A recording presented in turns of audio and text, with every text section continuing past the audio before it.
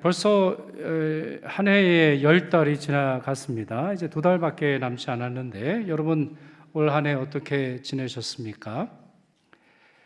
어느 뮤지컬에 나오는 그 유명한 노래 중에 살다 보면 사라진다 뭐 이런 말이 있어요. 뭐 좋은 말이죠. 인내, 또 아니면 참음, 또 포기하지 않음, 뭐 이것을 가르친다고 보는데, 그러나 더 중요한 사실은 무엇입니까? 우리는 하나님의 은혜로 산다는 거죠.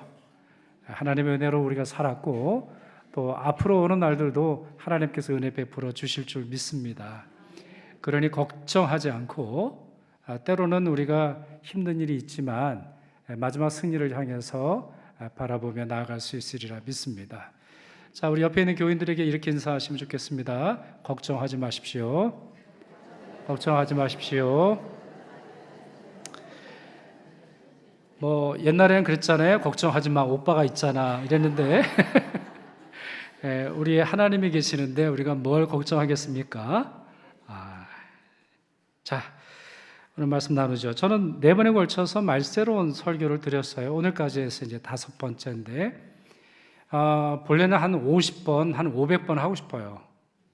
그럴 정도로 이 말세론이 중요하기 때문이고, 또 특별히 10월과 11월에 이 말씀을 시리즈로 여러분과 나누고 싶었던 중요한 이유가 있었습니다. 첫째로 우리가 예수님의 재림을 너무 잊고 살아가는 걸로 보여요.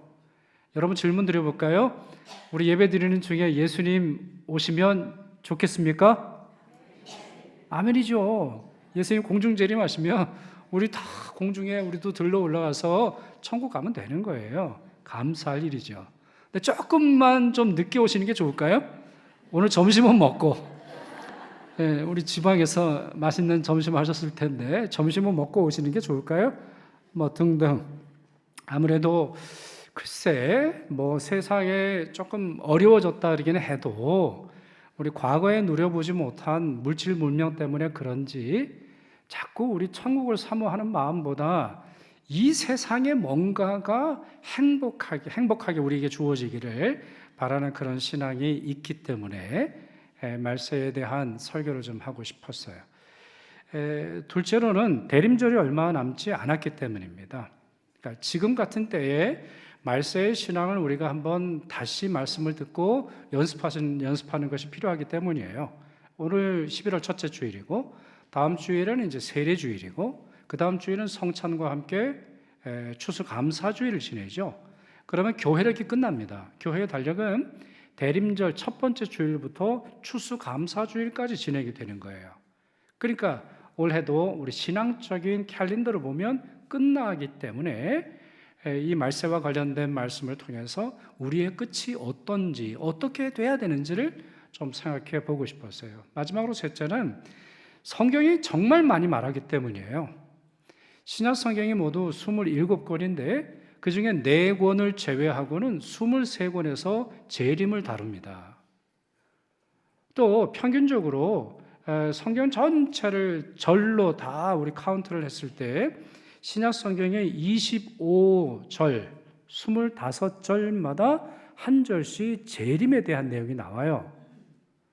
또 그 내용으로 살펴보면 훨씬 더 많은 수를 차지한다고 볼 수 있는 거죠. 또한 횟수보다 더 중요한 사실이 있죠. 예수님께서는 재림을 약속하셨고 그날을 기다려야 한다. 그날을 기다려야 한다. 이와 같이 여러 차례 명령하셨던 것을 기억할 필요가 있습니다. 그러니 이렇게 말씀드릴 수 있겠어요? 예수님의 재림과 말세는 시간으로 보면 끝이라 할지라도 매일매일 살아야 하는 우리 일상의 신앙에 있어서는 하루도 빠짐없이 계속되어야 함을 우리가 이해할 수 있다라고 하는 것이죠. 자, 그런 점에서 저는 5번 걸쳐서 말세에 대한 말씀을 이제 드렸는데 이 중에는 뭐 이런 주제를 다루지는 않았죠. 천년왕국이 과연 있냐? 천년왕국은 무슨 뜻이냐? 또 예수님의 공중 재림 그럴 때 우리도 휴거 되는 거냐 아니냐? 아니면은 예수님의 재림은 한 번이냐, 2번이냐, 숨은 재림이 있느냐, 공중 나팔 재림이 있느냐, 뭐 등등 다양한 거는 전혀 다루지는 않았어요. 그럼 뭘 다루느냐? 5번에 걸쳐서 저는 예수님의 재림이 언제 오든지 간에 매일매일 삶에서 살아가야 할 신앙적 기초가 무엇인가? 예수님이 어제 오시던, 예수님이 한 달 후에 오시던 우리는 과연 어떤 신앙의 삶을 살고 그 재림과 또 아니면 우리가 천국 가는 날을 맞이해야 할 건가 설명을 드렸습니다.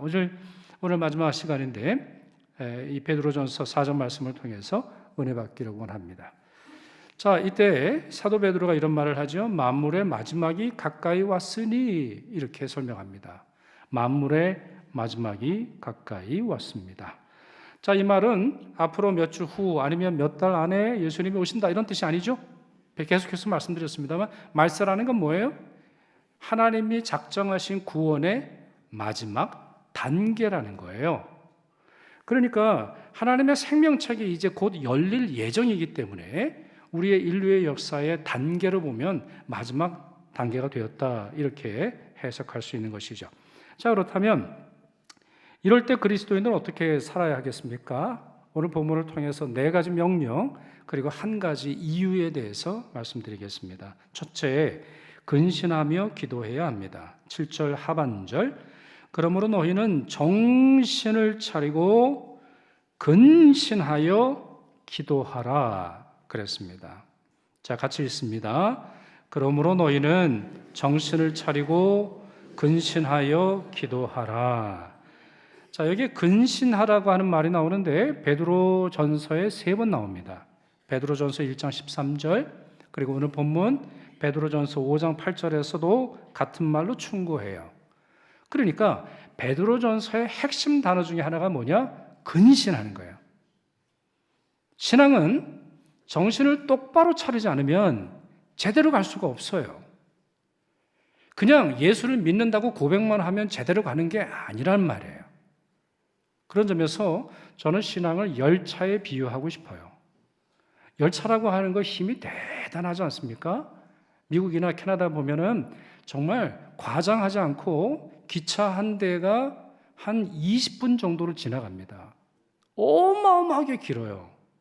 그래서 그런 기차 한번 지나갈 때면 우리 그냥 서 있는 게 굉장히 이제 시간이 긴 그런 경우도 있는데 그거 같은 것도 보세요. 정말 앞에서 끄는 그 힘이 어마어마한데 이 기차가 달려갈 수 있는 그 원동력은 엔진에서 나온다 할지라도 어딜 가야 돼요? 기찻길로 가야 되는 거예요. 기찻길로 가지 않는 기차는 달릴 수가 없는 겁니다. 신앙도 마찬가지예요. 하나님께서 우리에게 원하시는 바로 그 길을 우리는 정신을 차리고 달려가야 되는데, 자, 여기에 근신이라고 하는 말을 좀 생각해 보죠. 이 말은 네포라고 하는 헬라어 단어를 번역한 것인데, 원래 이 단어는 정신을 차리다, 신중하다, 절제하다, 술에 취하지 않다. 특별히 이 술 취하지 않는 거, 해롱해롱 되지 않는 거, 이거를 의미할 때 사용이 됩니다. 자, 그런 점에서 한국어의 근신이라고 하는 말과 헬라어로 네포라고 하는 말은 조금 다릅니다. 한국어에서 근신이라고 할 때는 너 근신해 이런 말을 하잖아요. 그러니까 무슨 말이에요? 잘못했을 때 그걸 반성하고 또 뉘우치고 또 책망하는 말을 듣는 걸 우리는 근신이라 그런단 말이에요. 그러나 헬라어에서는 그와 같은 의미라기보다는 적이 오는 걸 살피기 위해서 졸리는 것도 참고 놀고 싶은 것도 참아내고 쉬고 싶은 것도 견디고 화장실 가고 싶은 것도 참아내는 파수꾼이나 아니면은 경계병의 태도와 역할, 여기에 더 어울릴만하다 이렇게 말씀드릴 수 있겠습니다. 자, 그렇다면 더 중요한 사실을 볼까요? 정신을 차리고 근신해서 뭘 합니까? 왜 정신을 차리라는 거예요? 왜 근신하라는 거예요? 왜 놀지 말고 마치 군인이 초소병이 어떤 일이 있어도 그 초소를 지켜야 하는 것처럼 단단히 지켜야 하는 이유는 뭐예요? 그 다음 말씀 뭐라고 되어 있어요? 기도하라 이렇게 되어 있습니다. 기도하기 위해서 그렇게 해야 한다라고 하는 것이에요. 사실 베드로는 이 말씀을 겟세마네 동산에서 예수님을 통해서 들었어요. 여러분이 예수님이 하신 말씀을 잘 아실 텐데 이때 예수님께서 내 마음이 심히 고민하여 죽게 되었으니 여기 머물러 깨어 있어라 이런 말씀하셨어요. 그러니까 깨어 있어라 이 말이 기도하라는 거예요. 잠들면 기도할 수 없잖아요. 또한 우리의 영적인 상태가 잠든 상태처럼 몽롱해 가지고는 제대로 기도할 수 없는 것 아닙니까? 예수님께서 이렇게 말씀하셨어요. 그러나 베드로가 제대로 했습니까? 그렇지 않아요. 잠이 들었어요. 잠이 들었어요. 예수님께서 오셨습니다. 시몬아, 자느냐? 내가 1시간도 깨어 있을 수 없더냐? 자, 여러분, 이 상황과 이 말씀을 곰곰이 생각해 보세요. 예수님께서 하시는 일에 있어서 성도들이 함께 하는 일은 기도예요. 여러분, 이때 제자들이 십자가를 질 수 있습니까? 제자들이 십자가를 진다 해도 의미가 있어요? 그거는 그렇지 않아요. 십자가는 오직 예수께서 지시는 거예요. 그러나 예수께서 십자가를 지실 때 성도들이 할 일이 있어요. 그게 뭐라는 거예요? 깨어서 기도하는 거예요. 근신하고 기도하는 거예요. 정신 차려서 기도하는 거예요. 자, 그런데 예수님이 십자가 지시기 전에 실패했다고요. 그런데 예수님이 재림하실 때 또 실패해서 되겠습니까? 예수님의 십자가도 역사적으로 단회적인 일회적 사건이에요. 예수님의 재림도 일회적 사건이에요. 다시 반복되는 일이 아니란 말이에요. 그러니 그때에도 졸고 그때에도 자고 마지막에 가까웠음에도 불구하고 잠들어 있어서는 결코 말세에 적합한 신앙이 될 수 없는 거죠. 그렇기에 사도 베드로는 성도들에게 권면합니다. 정신을 차리고 근신하여 기도하라. 바로 이것이 말세를 살아가는 성도들의 첫 번째 명령이고 책무입니다. 두 번째, 뜨겁게 사랑해야 합니다. 8절 보십시오. 무엇보다 뜨겁게 서로 사랑할지니 사랑은 허다한 죄를 덮느니라 그랬어요. 여기 이제 뜨겁게라고 하는 말이 나오는데 여러분, 뜨겁게 사랑하는 게 뭡니까? 연애 전에 사랑을 의미하나요? 연애 전에는 뜨겁게 사랑하다가 결혼하고 나면 차갑게 식는 그런 분들도 있다고 하는데 저는 무슨 말인지 모르겠습니다만 뭐 그런 거예요? 아니면 육체적 사랑을 의미하나요? 아니면 그 단어 자체 열정적인 뭐 그런 걸 의미할까요? 틀린 건 아닌데 이 말로 번역이 된 헬라어 단어가 사실 굉장히 독특합니다. 이게 좀 번역하기 쉽지 않아요. 헬라어는 뭐로 되어 있냐면 에크테네스라고 되어 있어요. 에크테네스. 자, 이거는 두 부분으로 되어 있는데 에크라고 하는 말과 테네스라고 하는 말이 결합된 거예요. 헬라에서 에크라고 하는 말은 뭐냐? 밖으로라는 말입니다. 그래서 여러분이 이해하시기 쉬운 영어 단어가 뭐예요? 출애굽기가 엑서더스잖아요. 뭐죠? EXODUS. 제가 이렇게 쓰려고 했다가 지금 틀렸는데 에크라고 하는 말이 쓰거든요. 그럼 이 말이 뭐냐? 길 밖으로라는 말이에요. 출애굽이 아니고 원래 그 단어를 그대로 번역하면 정도가 있어요.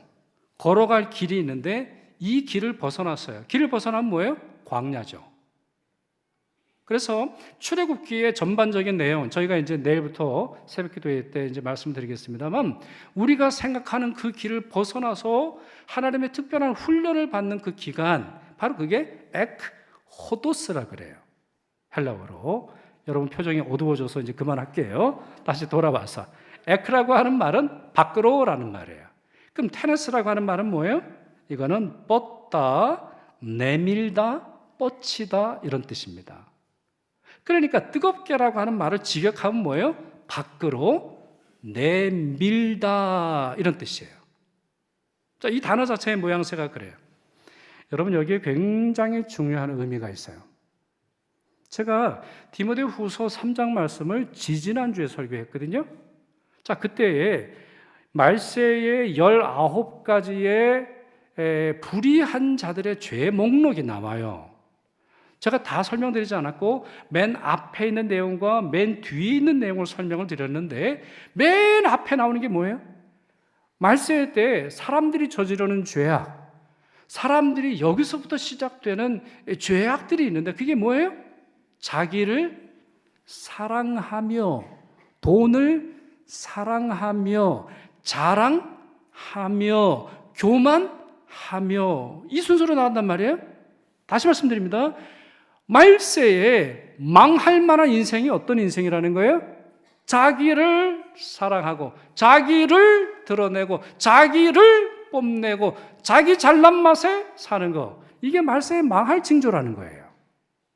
이것이 디모데후서 3장에 보면 나와요. 그래서 맨 마지막에 뭐래요? 이와 같은 자들로부터 돌아서라, 도망쳐라. 말세에 자기를 사랑하고는 도저히 주님의 재림에 합당하지 않다. 이것을 이제 말씀을 드렸단 말이에요. 그러면 이 ektenes는 무슨 말이에요? 그 반대로 살라는 거예요. 자기 중심의 삶이 아니라 이타적 삶을 살라는 거예요. 하나님을 사랑하고, 약한 자를 사랑하고, 내 아내를 사랑하고, 이웃을 사랑하고, 원수까지도 사랑하라. 그와 같은 뜨거운 사랑이 말세에 적합한 행동이라는 거예요. 20세기 초에 일본의 고베 그리고 도쿄라고 하는 곳에서 사역했던 목사님이 있습니다. 가가와 도요히코라고 하는 분인데 이분은 헌신적인 사랑으로 정말 유명한 분이에요. 이분이 1800년대 말에 이제 태어나셨고 그리고 한 1960년인가요? 하여튼 요때 우리 태평양 전쟁이 끝난 후에 활동을 이제 하셨는데 가난한 사람들에게 변비가 참 이게 고통스럽다 그러네요. 물론 이제 가난한 사람이 아니고도 변비 자체가 우리에게 고통을 가져다 주는데 당시에 무슨 약이 있었겠어요?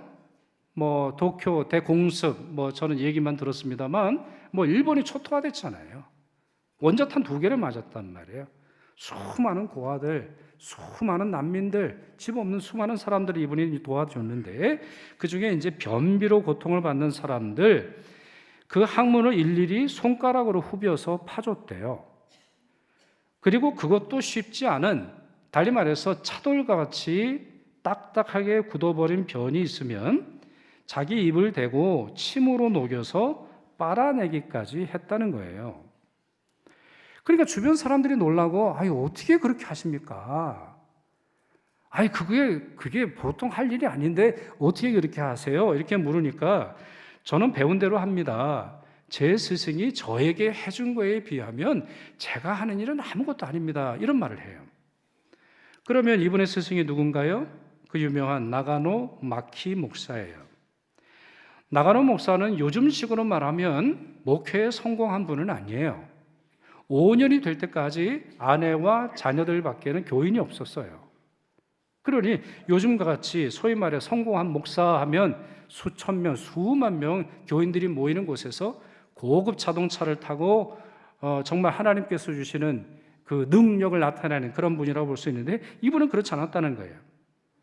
그런데 하루는 교인이 한 명이 왔어요.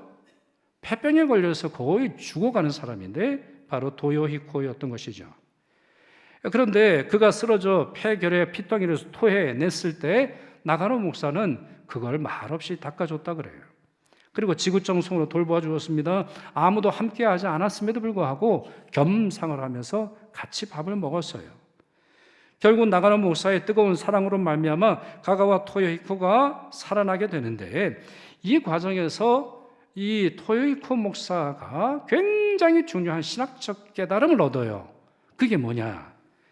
예수님의 십자가는 종말의 상징이 아니라 조금 풀어서 말씀드려보면 예수님의 십자가가 우리가 죽기 전에 천국 바로 전에 우리의 죄를 용서하는 그런 수단이 아니라 새 출발의 표시라고 하는 진리를 깨닫게 돼요. 그러니까 예수 그리스도의 십자가를 믿기만 한다면 오늘의 삶이 변화되고 내일 내 삶에 하나님께서 주시는 은혜가 충만하리라는 걸 깨닫게 되는 거예요. 그래서 이 십자가의 진리를 깨닫고는 빈민촌으로 돌아가서 사역을 하게 되는 것이죠. 바로 이런 사랑이 뜨거운 사랑이에요. 이런 사랑이 뜨겁게 사랑하는 거예요. 나랑 아무 상관이 없지만 피를 쏟고 자기의 삶에 좌절이 있는 사람들을 향해 내 사랑을, 내 마음을, 내 재정을, 내 시간을, 내 관심을, 내 취미 생활을 내어놓고 내주는 거죠. 테네스, 밖으로 내뻗는 것, 바로 이것이 말세를 이겨내는 신앙이라는 것이에요. 바로 이것이 요한 1서에 따르면 하나님을 증거하는 가장 중요한 수단이 돼요. 이 세상 사람들은 하나님을 본 적이 없으나 우리가 서로 사랑하면 이제서야 비로소 세상이 사랑이 무엇인지 알게 된다는 것이죠. 셋째, 서로 대접하고 받은 은사로 봉사하는 것입니다. 9절 보십시오. 서로 대접하기를 원망 없이 하라. 자, 대접하는데 어떻게 하라? 서로 해라. 서로 대접해라. 서로 원망 없이 대접하라. 그리고 이어서 10절과 11절을 보시면 이웃 사랑의 확장판으로 보여지는데 각각 은사를 받은 대로 하나님의 여러 가지 은혜를 맡은 선한 청지기 같이 서로 봉사하라. 앞에서는 서로 대접하라. 그리고 그 앞에서는 서로 사랑하라. 이렇게 서로라고 하는 단어가 3번 나오면서 사랑하라, 대접하라, 봉사하라 이렇게 설명하고 있습니다. 이 말은 무슨 말이겠어요? 하나님은 모든 그리스도인들에게 은사를 주셨다라고 하는 말이고 모든 그리스도인들은 받은 은사대로 봉사할 수 있다는 거죠. 봉사할 수 있다는 거예요. 섬길 수 있다는 거예요. 교회는 받기만 하는 곳이 아니고 교회는 주기만 하는 것도 아니라는 거예요. 하나님께서는 각 사람에게 그에게 합당한 은사를 주심으로 말미암아 일하고 섬기고 도울 수 있도록 하신다라고 하는 말이에요. 그러니 여러분 말세의 교회의 건강함의 척도는 뭡니까? 헌금인가요? 출석수예요? 아니에요. 얼마나 많은 교인들이 섬기느냐에 있어요. 교회 안에서, 교회 밖에서 자신의 직업을 통해서 또한 교회에서 맡긴 직분을 통해서 얼마나 많이 섬기느냐, 얼마나 많이 대접하느냐, 얼마나 많이 봉사하느냐 이걸 기준으로 평가할 수 있다고 하는 것이죠. 2차 세계대전 당시에 프랑스의 한 작은 마을 그리스도의 동상이 세워져 있었습니다. 폭격을 맞아서 이 동상이 파괴가 되었어요. 부러졌어요. 교인들이 급하게 이 동상 조각을 주워 모으기 시작을 했습니다. 그리고는 보관을 해뒀는데 전쟁이 끝난 다음에 모아둔 동상의 조각을 붙여서 재건하기를 시작을 했어요. 그러나 아무리 찾아봐도 예수님의 손 조각을 찾지 못했어요. 그런데 이게 너무 중요한데, 왜냐하면 이 동상의 하이라이트가 이 손에 못 박힌 자국이라는 거예요. 그러니 이게 도대체 어디 갔을까? 왜 없을까? 어떻게 하면 좋은가?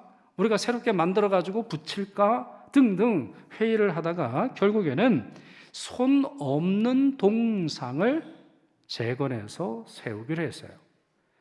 그러면서 다음과 같은 글귀를 금속판에 새겨 놓아서 동상 바닥에 놓기로 결정합니다. 그 글귀가 뭐죠? 그분은 손이 없습니다. 우리를 제외하고는. 바꿔 말해서 뭐죠? 우리가 그분의 손입니다.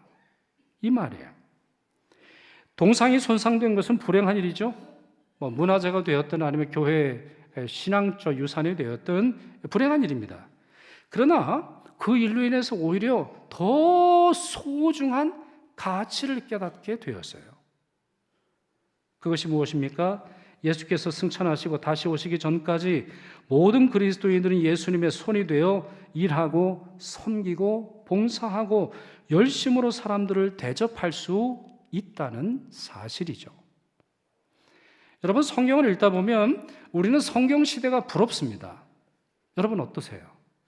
성경 시대가 부럽습니다. 기도만 하면 병이 고침받고 마귀가 떠나가고 마귀가 비명을 지르는 그 장면을 보면 너무나 그 시대가 부럽습니다. 배고프다고 말씀드리니까 예수님이 떡을 잘라서 5천 명과 수만 명을 먹이신 그 사건이 너무나 부럽습니다. 예수님께서 무리를 걸으시고 풍랑을 잠재우게 하시며 놀라운 기적을 베푸시는 일들을 바라보면 얼마나 좋을까요? 그 시절이 너무 그립습니다. 너무 좋습니다. 구약의 수많은 예언자들의 그 기도의 장면들을 볼 때 우리도 그러면 얼마나 좋을까 상상하고 부럽습니다. 그런데 여러분, 말세에 주어지는 성도의 특권은 그와 같이 기적을 베푸는 데 있는 것이 아닙니다. 예수 그리스도는 이 땅에 거하시지 않으시죠? 승천하셔서 다시 재림하시기 전까지 높은 보좌에 앉으셨는데 그분이 하실 일을 우리에게 맡겨주셨습니다. 정직하게 말해서 어느 시대의 성도가 가장 큰 영광을 누리게 될 것입니까? 저는 말세의 시대라고 생각을 합니다. 기적이 없고 또한 수많은 이사가 없다 할지라도 다시 오실 예수 그리스도를 바라보며 예수 그리스도를 대신해 사랑으로 섬기고 예수 그리스도를 대신해서 서로 대접하고 서로 봉사하고 서로 섬기는 그와 같은 성도들을 주님은 결코 잊지 않으실 것입니다. 넷째, 고난 속에서도 선을 행하고 자기 영혼을 하나님께 위탁해야 합니다. 12절 보시죠. 사랑하는 자들아 너희를 연단하려고 오는 불시험을 이상히 여기지 말고 그랬습니다. 불시험은 뭡니까? 불시험. 시험 갑절에 시험보다 더 강력한 시험이라고 하는 말이죠. 저는 불시험을 어떻게 이해하냐면 불화살로 저는 이미지를 가지고 좀 이해를 합니다. 뭐 예를 들어 보면 이런 거예요. 저는 어렸을 때 한쪽 눈이 실명이 되어서 이걸로 인해서 제가 목사가 이제 된 거죠. 저희 어머니가 소원기도를 하셨는데 하나님이 기적적으로 보이게 하셨죠. 아무것도 보이지 않았지만 보이게 하셨어요. 그러나 여전히 제 눈동자에는 상처가 있어요. 여러분이 보실 때 유리눈 같진 않잖아요. 제 생눈이란 말이에요. 그러나 그 눈 아래는 그대로 그때의 상처가 남아 있습니다. 상처까지 없애시면 얼마나 좋을까요? 그리고 다치기 전보다 더 건강하면 얼마나 좋겠습니까? 기적으로 따져보면 그게 더 대단한 기적 아니에요? 어떤 때 가끔 하나님께 좀 원망할 때가 있어요. 아니 하나님 고쳐주시려면 100% 고쳐주셔야지 그냥 조금만 보이게 하시면 어떻게 합니까? 제가 왼쪽 눈도 상하면 저 앞으로 뭘 어떻게 살라고 하세요? 지금 원망할 때가 있단 말이에요. 하나님은 자국을 남겨주셨어요. 여러분 암 수술하고 나서 신경이 잘라져서 안면마비가 오거나 아니면 몸에 큰 어려움이 있는 성도들이 있어요. 하나님께서 재정의 어려움을 회복시켜 주시긴 하셨으나 다시는 과거처럼 돈을 벌거나 사업이 잘 되도록 하지 못하는 그런 분도 계세요. 하나님이 고쳐주셨음에도 불구하고 아직 몸의 일부는 손을 떤다거나 다리를 떤다거나 아니면 다리를 끌어야 하는 그런 성도들도 있어요. 그게 뭐예요? 저로서는 불시험이에요. 하나님의 은혜를 베푸셨지만 과거의 상태로 돌아가는 것이 아니라 과거보다 더 건강하고 더 부자가 되는 길이 아니라 상처를 안고 살아가도록 하는 그 어려움이 있다는 거예요. 그런데요, 그와 같은 불시험을 뭐라고 했어요? 다시 12절 보여주십시오. 이상히 여기지 말아라. 이상히 여기지 말아라. 이례적 사건이 아니라는 말입니다. 그러니 고난에 닥쳤을 때 당황하거나 놀라거나 화낼 필요가 없는 것입니다. 그래서 베드로가 13절에서 뭐라고 말하나요? 너희가 그리스도의 고난에 참여하는 것으로 어떻게 해라? 즐거워하라. 그리스도의 고난이라면 즐거워하라. 그것이 물시험이든 그것이 불시험이든 그것이 어떤 종류의 시험이든 즐거워하라. 이렇게 권면했습니다. 이유는 무엇입니까?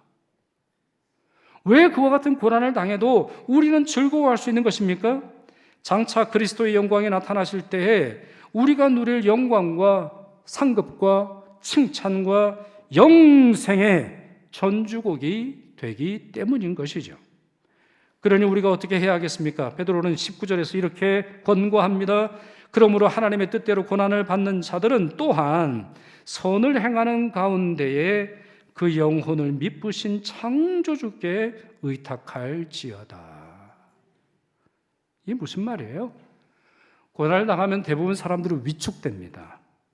그리고 자기가 이렇게 고난당함으로 말미암아 자신을 피해자로 보는 경향이 많이 있습니다.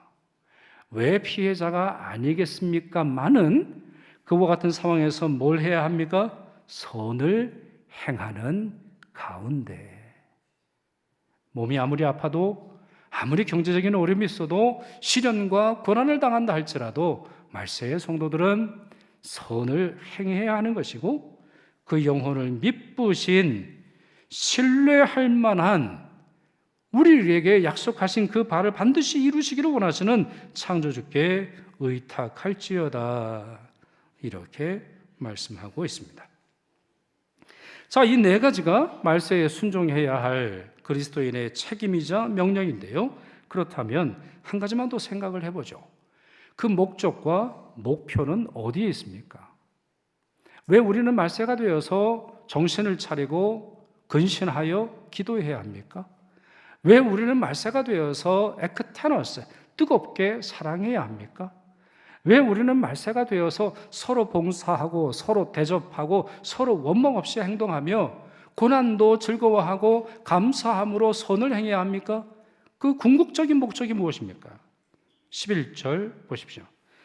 이는 범사의 예수 그리스도로 말미암아 하나님의 영광을 받으시게 하려 함이니 그에게 영광과 권능이 세세에 무궁하도록 있느니라. 아멘. 맞습니다.